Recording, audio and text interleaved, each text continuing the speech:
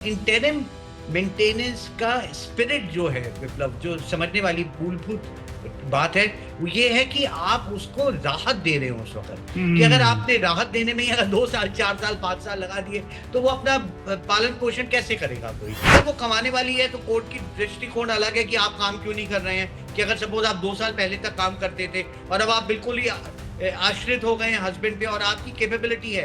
Let's assume for a moment कि husband भी assistant professor है और आप भी असिस्टेंट प्रोफेसर है और अब आप 2 साल से काम नहीं कर रहे हैं। तो कोर्ट का ये हम्म। मानना है कि पिछले 5 साल, 10 साल तक आप जब काम कर रहे थे और आपको 5 लाख, 10 लाख, 15 लाख रुपए साल की सैलरी मिल रही थी और अब आप बिल्कुल काम ना करें और एक्सपेक्ट करें कि वो हस्बैंड, अगर वो कमा भी रहा है उतना पैसा, वो आपको दे दे, तो कोर्ट का एक वो भी है। लड़का पे अगर आप मेंटेनेंस मांग रहे हो, अगर उसके वृद्ध पेरेंट्स हैं और उनका कोई कमाने का सोच नहीं है या उस आदमी पे कोई डिपेंडेबल है, तो कोर्ट उसको भी कंसिडर करता है।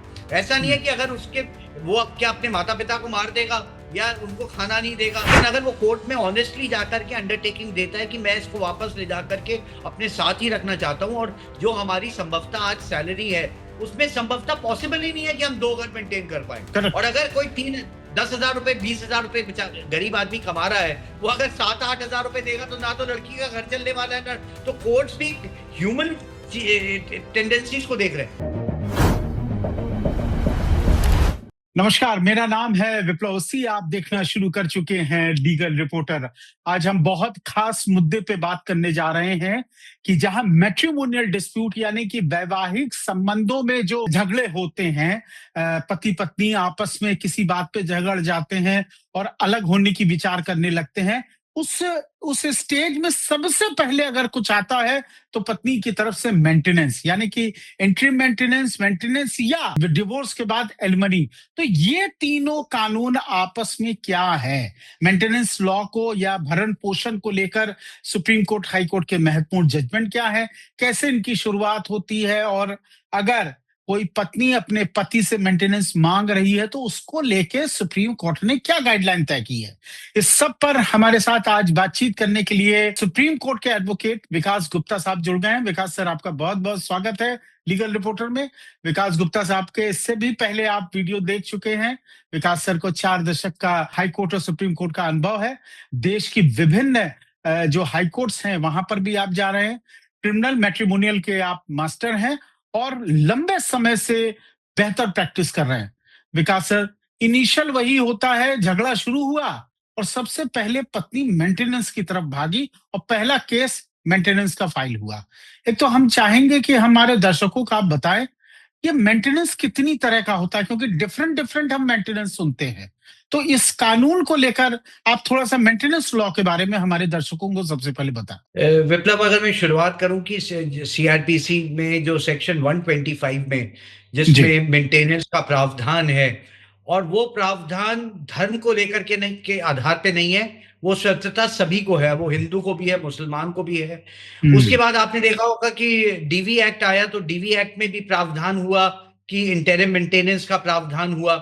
लेकिन कोर्ट को ये निरंतर गाइडलाइंस भी मिलती रही कि अगर एक जगह आपको मेंटेनेंस मिली है तो हम्म। उसकी एडजस्टमेंट, उसका जो एडजस्टमेंट किया जाएगा वो दूसरे में अगर एप्लीकेशन लगी हुई है तो वहां पे भी किया जाएगा।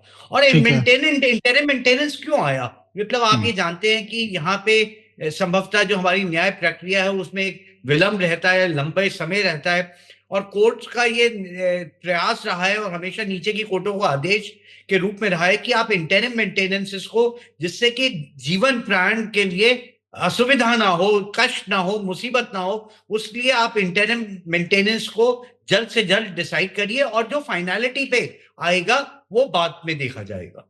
ठीक है, ठीक है। विकास सर, मैं थोड़ा सा आप हमारे दर्शकों को समझा दें। Maintenance under CrPC 125, maintenance under Hindu marriage act, maintenance under Hindu adoption and maintenance act, HAMA जिसे कहते हैं, HMA HAMA, special marriage act, under DV act भी हिंदू मेंटेनेंस है। तो इस सब में अगर क्या मतलब एक महिला सब में फाइल कर सकती है, या मेंटेनेंस का निर्धारण कैसे होगा? अगर बाई द वे उसने 4 जगह या 5 जगह या 3 जगह फाइल कर दिया है तो उसका निर्धारण कैसे होता है? अब विप्लव, बड़ा अच्छा सवाल है, क्योंकि अगर जी, आपने एक डीवी एक्ट डाला है और आप साइमल्टेनियसली 125 सीआरपीसी में भी आ रहे जी। हैं, और अगर आपकी डिवोर्स प्रोसीडिंग चल रही है तो आपने section 24 of the Hindu marriage act में भी, ये जितने प्रावधान हैं विप्लव, ये टेम्परेरी इंटरिम मेंटेनेंस के हैं। अब आप ये अगर देखिए कि हिंदू मैरिज एक्ट में जो सेक्शन 24 है वो इंटरिम मेंटेनेंस के लिए है, और जो 25 है वो डिफाइन करता है एलिमनी के लिए। और एलिमनी भी स्थाई और अस्थाई है। स्थाई की एक मूल आपको अगर मिल जाए कि अब वन टाइम सेटलमेंट हो, या एक रहती है कि आपको लाइफ के लिए रहता है, उसमें भी अलग अलग प्रावधान है कि अगर आप दोबारा शादी कर लेते हैं या कोई और ऐसे सर्कमस्टांसेस होते हैं, उस तक लिमिटेड पीरियड के लिए होता है। तो मेंटेनेंस में जो कोर्ट का आप समझने की बात यह है कि मेंटेनेंस क्यों, इंटरम मेंटेनेंस का क्यों है हर स्टैट्यूट में दो तरीके की। अगर आप देख रहे हैं कि हिंदू मैरिज एक्ट में सेक्शन 24 भी है और सेक्शन 25 भी है। इंटरिम मेंटेनेंस का स्पिरिट जो है विप्लव, जो समझने वाली मूलभूत बात है, वो ये है कि आप उसको राहत दे रहे हो उस वक्त, कि अगर हम्म। आपने राहत देने में ही अगर 2 साल 4 साल 5 साल लगा दिए तो वो अपना पालन पोषण कैसे करेगा कोई। और जब आपका अगर डिवोर्स हो रहा है तो एलिमनी डिसाइड हो रही है। एलिमनी के भी दो तरीके हैं सेक्शन 25 में, कि एलिमनी या तो आपको एक मुश्त दे दी जाए, या आपको आपकी लाइफ तक के लिए, अगर आपकी इनकम कोई भी एक एक्स है और उस पर डिटर्मिनिंग फैक्टर होता है 10,000 या 12,000 और प्लस इन्फ्लेशन जोड़ करके आपको रेस्ट ऑफ द लाइफ के लिए दी जाती है, तो इस तरह से। ठीक है, ठीक है। विकास सर, ये थोड़ा-सा बताएँ, मेंटेनेंस को लगाने के लिए जो सुप्रीम कोर्ट का बेहद बड़ा जजमेंट आया, रजनीश वर्सेस नेहा, जिसमें more and less supreme court ने तमाम गाइडलाइन तय करी। वर्तमान में भारत में क्या गाइडलाइन चल रही है? अगर कोई महिला अपने हस्बैंड के खिलाफ, जो कि एक नौकरी पेशा है, अगर मेंटेनेंस फाइल करती है और महिला नौकरी पे नहीं है, उस कंडीशन में मेंटेनेंस का डिटर्मिनेशन जो होगा, उसका क्या गाइडलाइन है, वो थोड़ा-सा हमारे दर्शकों को बताइए? हाँ, विप्लव, अब मैं इसमें ही आता हूँ कि वो नौकरी पे है या नहीं है। मैं हुँ, दोनों सारी परिस्थितियों को करेक्ट, लेकर के आपको ठीक है, ठीक है। डिटेल में एक्सप्लेन करता हूँ। देखिए, हुँ, आप अब क्या हुआ कि आप, your word against my word, कि आपकी इतनी सैलरी है, मेरी नहीं है, इतना है। तो अब सुप्रीम कोर्ट ने रजनीश वर्सेस नेहा जजमेंट में ये स्पष्ट कर दिया कि जब भी आप मेंटेनेंस के लिए डालेंगे तो आप सर्वप्रथम अपना एफिडेविट, इनकम एफिडेविट देंगे कि आपकी कितनी इनकम है, पिछले 3 साल का आपको बैंक स्टेटमेंट देना पड़ेगा। और ठीक है। आप अगर उसमें झूठ करते हैं तो वो उस पे फिर अलग कार्रवाई है, वो एक अलग विषय डिबेट का है। और हुँ, इसी तरह जो भी आपका स्पाउस है उसको भी अपना इनकम एफिडेविट और बैंक स्टेटमेंट्स और अपनी जो इनकम टैक्स रिटर्न्स हैं, क्योंकि वो भी मैच करनी चाहिए कि आपके जो आपकी बैंक की डिटेल्स हैं वो आपकी इनकम टैक्स से रिटर्न से मैच कर रहे हैं या नहीं कर रहे, वो चीजें आपको फाइल करनी है। अब मैं एक प्रश्न ये लेता हूँ कि एक स्थिति इस तरह से एग्जांपल लेता हूँ कि लड़की नहीं कमा रही है। तो हुँ, ये माना जाए कि नहीं कमा रही और उसके बैंक में कोई और पैसा नहीं आ रहा, उसकी बैंक स्टेटमेंट आ गई, तो आदमी के 30 से 40% तक का उसका नेट इनकम हुँ, का उसको मेंटेनेंस बांधा जा सकता है। ये नेट हुँ, इनकम मीन्स कि आपने ग्रॉस इनकम आपकी कितनी आई, इसमें ये देखा जाता है कि कंपल्सरी डिडक्शंस कितनी है और वॉलंटरी डिडक्शंस कितनी है। विप्लव, मैं एक एग्जांपल आपको देके बताना जी, चाहता हूँ। जी, सपोज 10,000 रुपए की आपकी इनकम है और हुँ, आपकी अगर वॉलंटरीली डिडक्शन, जिसमें आप अपना पीएफ कटवा दीजिए, जो आप फी को बेनिफिट या ग्रेचुटी कटवा दीजिए, वो आपका बेनिफिट आ रहा है, तो उसमें आपके सपोज 3,000 रुपए कट गए, तो आप ये नहीं कह सकते कि मेरी नेट इनकम 7,000 रुपए है। आपको वो हुँ, 10,000 रुपए के हिसाब से ही कैलकुलेशन है, क्योंकि वो जो 3,000 की डिडक्शन है वो आप ही के बेनिफिट के लिए जा रही है। अब हुँ, दूसरी हुँ, स्थिति पे आते हैं कि जहां हुँ, कंपल्सरी डिडक्शंस हैं, कि अगर कंपनी किसी आपके मेडिकल के लिए काट रही है या किसी और लोन के लिए चीज के लिए काट रही है, उसमें जो डिडक्शंस हैं उसकी जो नेट इनकम आएगी, वो नेट इनकम से आपको 30 या 40% आपको अपने स्पाउस को एज मेंटेनेंस देना पड़ेगा, अगर वो उसकी कोई भी इनकम नहीं है। उस इनकम हुँ, में भी एक ये इंपॉर्टेंट बात ये आ जाती है कि क्या वो कमाने लायक है या नहीं है। तो ये हुँ, बहुत अलग अलग चीजें हैं कि अगर वो कमाने वाली है तो कोर्ट की दृष्टिकोण अलग है कि आप काम क्यों नहीं कर रहे हैं। कि अगर सपोज आप 2 साल पहले तक काम करते थे और अब आप बिल्कुल ही आश्रित हो गए हैं हस्बैंड पे और आपकी कैपेबिलिटी है, let's assume for a moment कि हस्बैंड भी असिस्टेंट प्रोफेसर है और आप भी असिस्टेंट प्रोफेसर है, और अब आप हुँ, 2 साल से काम नहीं कर रहे हैं, तो कोर्ट का ये हुँ, मानना है कि पिछले 5 साल 10 साल तक आप जब काम कर रहे थे और आपको 5 लाख 10 लाख 15 लाख रुपए साल की सैलरी मिल रही थी और अब आप बिल्कुल काम ना करें और एक्सपेक्ट करें कि वो हस्बैंड अगर वो कमा भी रहा है उतना पैसा वो आपको दे दे, तो कोर्ट का एक वो भी है। दूसरी बात आती है कि लड़की उस वक़्त अगर कमा रही है, तो ये भी देखना होता है कि वो क्या कमाई पर्याप्त है उस हम्म। लड़की को अपना मेंटेनेंस अपनी ज़िंदगी को जीने के लिए, क्योंकि उसको वही एक लाइफ़स्टाइल की आदत है जो उसने पिछले कई सालों से एक विवाहित जीवन में बिताया है। ये अब एक बहुत ये अज़्यूम बहुत ये बहुत इंपॉर्टेंट क्वेश्चन जो आपने आंसर दिया, क्योंकि लगातार ये हो रहा है कि मेट्रोपॉलिटन सिटीज में लड़का लड़की दोनों कमा रहे हैं। अब लड़की ने मेंटेनेंस फाइल करने के लिए आगे वो बढ़ी तो हस्बैंड का यही कहना होता है कि भैया आप भी तो कमा रहे हो, हम पे क्यों आश्रित हो, है ना? तो उस पर लेके 2017 18 2008 का तो बहुत ही लैंडमार्क इसमें सुप्रीम कोर्ट का जजमेंट था। मेरा स्पेसिफिक क्वेश्चन होगा, अगर महिला कमा रही है और क्या वो लायबल है अपने पति, क्या उसका हस्बैंड लायबल है उसको मेंटेन करने के लिए जब महिला कमा रही है उस कंडीशन? विप्लव काफ़ी देखिए कई कन्फ्लिक्टिंग जजमेंट हो जाती है, कहीं पे जी। सुप्रीम कोर्ट कहता है दीजिए, तो जो एक बड़ी महत्वपूर्ण जजमेंट जो मध्य प्रदेश हाई कोर्ट से निकल कर के आई, जिसमें हम्म। पति-पत्नी दोनों ही प्रोफेसर्स थे, उसमें हम्म। सुप्रीम कोर्ट ने जो मध्य प्रदेश हाई कोर्ट ने जजमेंट दिया कि उसको मेंटेनेंस देने की कोई आवश्यकता नहीं है, वो भी उतनी ही काबिल है, उतने ही पैसे कमा रही है। उस जजमेंट को सुप्रीम कोर्ट ने मध्य प्रदेश हाई कोर्ट की जजमेंट को लेडी ने चैलेंज किया था सुप्रीम कोर्ट में, सुप्रीम कोर्ट ने उस जजमेंट को अपहेल्ड कर दिया। तो ओह। सुप्रीम कोर्ट का अच्छा। ये भी व्यू है। कई जगह जजमेंट में सुप्रीम कोर्ट कहता है कि अगर लड़की कमा रही है तो वो पर्याप्त नहीं है कि आप कोई मेंटेनेंस नहीं देंगे। तो ये हम्म। बहुत विप्लव हर केस के अपने फैक्ट्स, अपने सर्कमस्टांसेस और अपनी बेंच पे निर्भर करता है। एकदम हम्म। स्ट्रेट जैकेट फॉर्मूला मैं आपको कहूं कि इतने पैसे देने हैं, क्योंकि बहुत सारी चीजें देखनी है मेंटेनेंस पे कि हम्म। लड़का पे अगर आप मेंटेनेंस मांग रहे हो, अगर उसके वृद्ध पेरेंट्स हैं और उनका कोई कमाने का सोच नहीं है या उस आदमी पे कोई डिपेंडेबल है, तो कोर्ट उसको भी कंसिडर करता है। ऐसा नहीं है हम्म। कि अगर उसके वो अब क्या अपने माता-पिता को मार देगा या उनको खाना नहीं देगा, तो आपको ये देखना होता है कि कितनी सैलरी है, कितनी डिमांड है, कितनी एसेंशियल सर्विसेज के लिए पैसे जा रहे हैं। अगर वृद्ध पेरेंट्स हैं और उनकी मेडिकल के लिए 5,000, 10,000, 20,000 रुपए महीने की दवाइयाँ लग रही हैं, ये सारी चीज़ें कंसिडरेशन होती हैं। After all hmm. It's a relationship between humans. ये कोई हम्म। मशीन नहीं है कि 2+2 आपने किया तो 4 हो गया या 4-2 किया तो 2 हो गया। मतलब अदालतों को ये देखना पड़ेगा जब हस्बैंड से वो मेंटेनेंस के लिए महिला मांग रही है, तो हस्बैंड की क्या कमाई है, उसकी क्या लायबिलिटीज है, जैसा कि विकास सर मतलब ने कई कहा कि केसेस में जी तो जी कोर्ट जी। ने ये कहा है कि यू कांट एनरिच योरसेल्फ, कि अगर आपका हम्म। हस्बैंड अमीर है तो आपकी अगर शादी 6 महीने 1 साल की है, तो आप आकर के ये सुप्रीम कोर्ट की ही जजमेंट जो बॉम्बे हाई कोर्ट से आई थी, तो उसमें उन्होंने कहा कि आप ये कई करोड़ रुपए की वो कमाते हैं, 100 करोड़, 500 करोड़, तो बोले 6 महीने में you can't come and enrich yourself from the hmm. Husband. Hmm. अच्छा, ये भी सुप्रीम कोर्ट का ही ऑर्डर है जहां सुप्रीम कोर्ट ने कहा कि हस्बैंड मान लीजिए एक आईएएस है और वाइफ वर्किंग नहीं थी, गांव में शादी हो गई थी, अब दोनों के बीच डिस्प्यूट हुआ।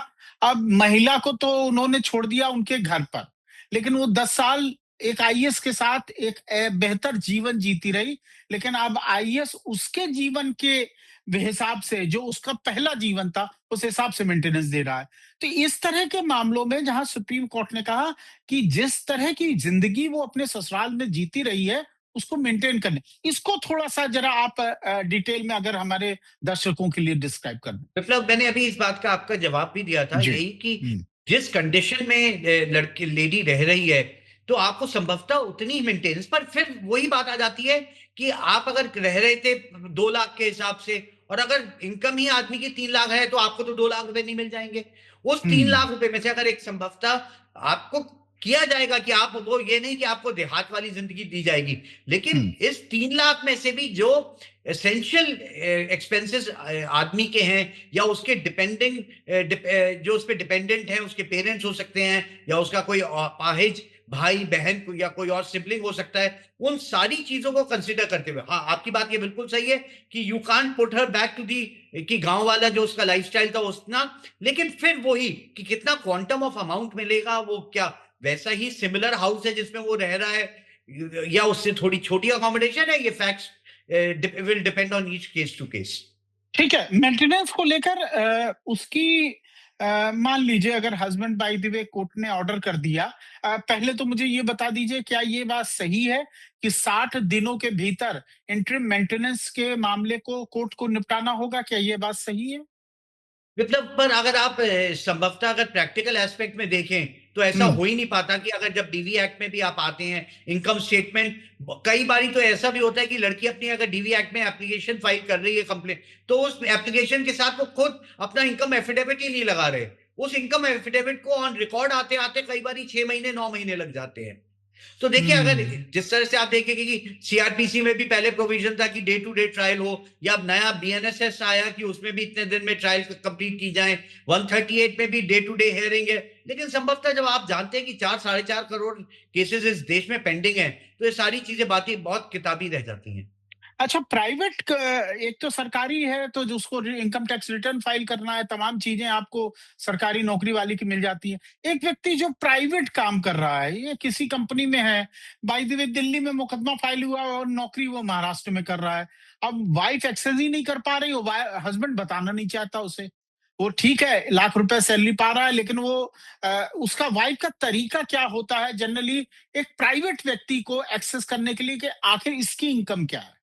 डॉक्टर नहीं विकास सर। मतलब वही रजनीश वर्सेस नेहा में जब उसे अपना इनकम एफिडेविट फाइल करना है, तो वो हम्म। बैंक स्टेटमेंट भी फाइल कर रहा है और इनकम टैक्स रिटर्न भी फाइल कर रहा है। और आप हम्म। संभवतः आज आप जानते हैं कोई भी कंपनी आपको कैश में सैलरी नहीं दे रही है आज की तारीख में। हम्म। सबको अपनी हम्म। डिडक्शन भी चाहिए। अगर आपको सैलरी वो कैश में दे देगा, तो वो अपनी एक्सपेंसेस की डिडक्शन अपनी इनकम में से कैसे लेगा एम्प्लॉयर? तो एम्प्लॉयर तो इज करेक्ट। बाउंड टू पे बाय इनकम टैक्स। अब कोई हरफन मौला कहीं कैश पे करता हो, वो एक दिख के जो केसेस हो वो दैट डजंट रिलेट हियर।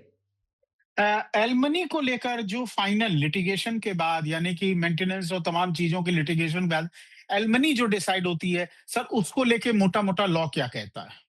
मतलब संभवतः कोर्ट्स का ये रहता है कि 1/3 टू 1/5 अमाउंट हम्म। जो सैलरी है, नेट सैलरी का 1/3 टू 1/5 एलिमनी के रूप में वो रखते हैं। तो हम्म। संभवतः कई बारी इस तरह कोर्ट का ये ध्यान भी होता है कि आप वन टाइम सेटलमेंट करके वन टाइम एलिमनी ले लो। अगर वन टाइम एलिमनी आप नहीं पे कर सकते हो, तो कोर्ट संभवतः 1/3 से 1/5, in the best cases, it is 1/3. In a worst case scenario, it is 1/5 of the salary of the income. अच्छा।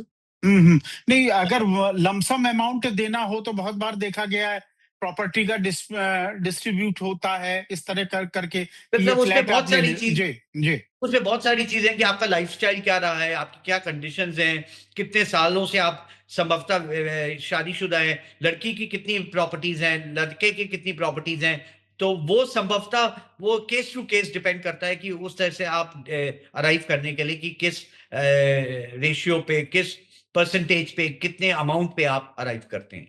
एक बेसिक लॉ का क्वेश्चन जो महत्वपूर्ण सबसे रहता है, जो करीब करीब जो लोग लीगल रिपोर्टर को संपर्क करते हैं वो कहते हैं साहब, बिना बात के, बिना किसी बेहद बड़े कारण के एक महिला मुझसे दूर रह रही है, मेरा कोई दोष नहीं है, वो अपने मायके चली गई और लास्टली मेंटेनेंस का केस कर दिया है। विकास सर, इस तरह की परिस्थिति में हर आदमी को, खासकर हस्बैंड को, कोर्ट के सामने क्या साबित करना पड़ता? मैं वही है कि वो जाके फर्स्ट इंस्टेंस में बोले कि I am ready to take her back. मैं हम्म। उसको लेके जाना चाहता हूँ और वो कोर्ट में अंडरटेकिंग देगा। देखिए अगर इस तरह तो है नहीं विप्लव की कोई बात नहीं है, कोई ना कोई बात हुई होगी तो गई है, या क्या रीजन है वो मैं I don't want to go into it, वो स्पेसिफिक केस में ही है। लेकिन अगर वो कोर्ट में ऑनेस्टली जाकर के अंडरटेकिंग देता है कि मैं इसको वापस ले जाकर के अपने साथ ही रखना चाहता हूँ, और जो हमारी संभवतः आज सैलरी है उसमें संभवतः पॉसिबल ही नहीं है कि हम 2 घर मेंटेन कर पाए। हम्म। और करेक्ट। अगर कोई 10,000 रुपए 20,000 रुपए गरीब आदमी कमा रहा है, वो अगर 7-8 हजार रुपए देगा तो ना तो लड़की का घर चलने वाला है ना। तो कोर्ट्स भी ह्यूमन टेंडेंसीज को देख रहे हैं विप्लव। देखिए बहुत इसमें ये आता है कि जहां पे बहुत लोग अमीर हैं, वहां पर पार्ट होकर के रहना, वहां पे ईगोज हैं, आपका स्वाभिमान है, वो जीवन परायण एक अलग चीज है, आप समझते हैं। और जहां जिंदगी के जिद्दोजहद है, जहां जिंदगी के संघर्ष है, वहां संभवतः आदमी सरवाइव करे, वो इंपॉर्टेंट चीज है। तो ये हम्म। डिपेंड करता है कि आपका इकोनॉमिक स्टेटस, आपका एजुकेशन, आपके सोसाइटल बैकग्राउंड क्या है, वो डिपेंड करेगा। और वो दृष्टिकोण कोर्ट भी देखता है कि आप हम्म। किस, अगर संभवतः आप कोई ए स्टार है, कोई क्रिकेटर की बीवी है, तो वहां पे रुपए पैसे के झगड़े के अलावा बहुत डिफरेंसेस हैं। वहां कोर्ट का एक अलग व्यू पॉइंट होता है, और जहां एक आम सामान्य आदमी या औरत आ रहे हैं, वहां कोर्ट का बड़ा एक ह्यूमन टच होता है। वो भी जानते हैं कि अगर आप इसमें से 1% औरत को दोगे और 1% आदमी के पास होगे, तो दोनों का ही घर नहीं चलेगा। Correct correct. विकास सर, आपका चूंकि 4 दशक का बेहतर अनुभव हो गया, दिल्ली में trial court, high court, supreme court, हर तरह के आप मुकदमों को देखते रहे हैं। क्या जो जनरली कहा जाता है कि मेंटेनेंस लॉ का दुरुपयोग हो रहा है, महिलाएं मनमानी कर रही हैं, आपका अनुभव इसको लेके क्या है लास्ट फाइनल में? मतलब खाली मेंटेनेंस का और इसी का नहीं है, मुझे लगता है कहीं ना कहीं सोशल फैब्रिक में इस तरह से दरार आ गई है कि अनगिनत 498 के भी मुकदमे, झूठे मुकदमे फाइल किए जा रहे हैं। आप जर्मनी में रह रहे हो, जर्मनी से रह करके आप यहाँ पे कंप्लेंट्स फाइल कर रहे हो लड़के के और लड़के के घर वालों के खिलाफ। मुझे लगता है कि जिस तरह से अचिन गुप्ता में सुप्रीम कोर्ट ने कहा है कि लॉ कमीशन को, कि सरकार को बताएं, मुझे लगता है कि सरकार, क्योंकि आधा जेंडर वुमेन है और politicians don't want to play with that card, इसी वजह से बहुत जबरदस्त तरीके से शहरों में, बड़े शहरों में, बड़े परिवारों में इन प्रावधानों का बड़ा दुरुपयोग है। और मुझे लगता है कि कहीं ना कहीं कोर्ट्स को ही जब तक कानून में, प्रावधान में संशोधन नहीं होता है, मुझे लगता है कि कोर्ट्स को ही आकर के इस चीज का निवारण करना पड़ेगा। क्योंकि legitimate marriage, illegitimate marriage, supreme court ने तो ये भी साफ कर दिया है कि अगर आप रह भी रहे हैं, साथ में एक लॉन्ग कोहैबिटेशन है, तो भी आप लायबल हैं देने के लिए। विकास सर। हाँ, वो मेंटेनेंस, वो एक अलग है। वो विप्लव, अगर आप देखा जाए तो वो एक प्रोग्रेसिव हम्म जजमेंट्स है कि अगर हम्म आप रिकग्नाइज कर रहे हो कि लॉन्ग स्टे है, तो आप उसको एलिजिटमेट चाइल्ड नहीं मान रहे हो। उस बच्चे के भी वही अधिकार हैं, उस औरत के भी वो अधिकार हैं। अगर संभवतः सही झगड़ा होता है, तो एटलीस्ट मैं ये कह रहा हूं कि उसको कम से कम आप रेप ना मान करके एक प्रोग्रेसिव लेजिस्लेशन मान रहे हैं, मतलब। तो वो हम्म। तो एक अच्छी चीज है। लेकिन जिस तरह से 498 है, 406 और डीवी एक्ट का दुरुपयोग किया जा रहा है, मुझे लगता है उससे देश के सोशल फैब्रिक को बहुत बहुत ज्यादा क्षति हो रही है, विप्लव। जी। विकास सर, निश्चित रूप से जो आपने बात कही, निश्चित रूप से हमारे जो दर्शक हैं उनको बड़ा फायदा होने वाला है। मेंटेनेंस लॉ को जो अलग अलग तरीके से आपने बेहतर समझाया, क्यों बनाए गए, इन लॉ का क्या मकसद है, हस्बैंड वाइफ। लेकिन सबसे जो इम्पोर्टेंट बात है वो हमारे दर्शकों को समझनी चाहिए, आप किसी मैटर से, किसी मामले से अपनी तुलना मत करिए। हर तरह का मामला अलग है, हर व्यक्ति की परिस्थितियां अलग हैं। तो जब आप कोर्ट के सामने जाते हैं तो अपनी परिस्थिति रखते हैं। इसलिए ये कहना कि फला मामले में ये हुआ था इसलिए हमारे मामले में होना चाहिए, ये कोई जरूरी नहीं है। बहुत बार ऐसा होता है, जैसा विकास सर ने कहा, कि हर मामला अपनी अलग तरह की प्रकृति और परिस्थितियों से होता है। विकास सर, बहुत बहुत शुक्रिया, बहुत बहुत धन्यवाद, आपने मेंटेनेंस को लेके बेहतर हमारे दर्शकों को बताया। शुक्रिया सर।